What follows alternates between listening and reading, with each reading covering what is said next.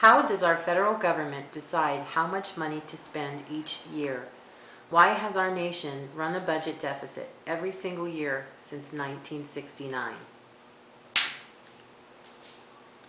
The problem with the budget process in our federal government is that it doesn't start with a fixed amount of money to work within. Instead, everyone decides what spending they want to do, and then they total the amount. If the spending is greater than the government's receipts, then we have a budget deficit. Likewise, if spending is less than government receipts, we have a budget surplus.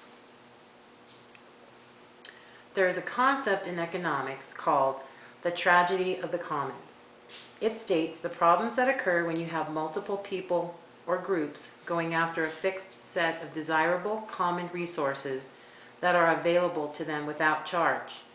This leads to the common resources being exhausted quickly, and oftentimes, as in the case of land, being destroyed in the process.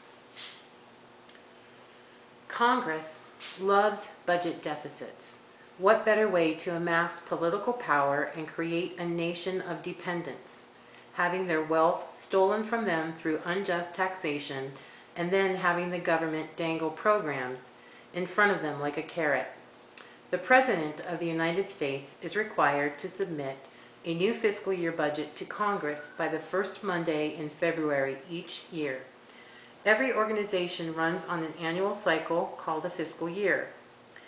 Can we assume that the budget is complete once Congress has it in their hands?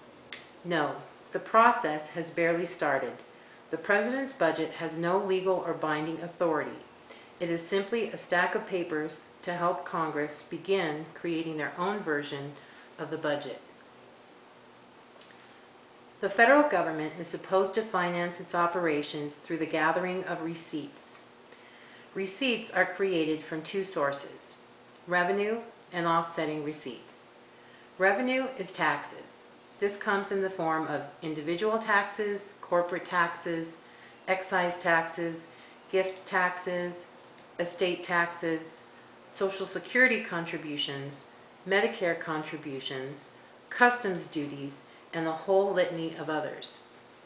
Offsetting receipts are collections of money that act to reduce a particular budget item's requirements. The passage of the appropriations bills creates what is called budget authority.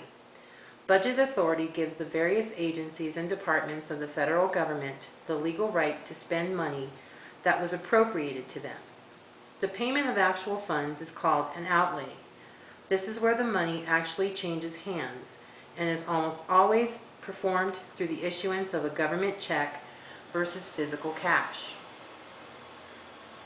The federal government must get its act together and determine a way to attack the budget deficit. As it grows, so does the debt of the nation. In election years especially, the budget becomes even more of an issue to tackle. Hopefully, a resolution can be found before a collapse occurs and we have buried ourselves so deep that we can never recover.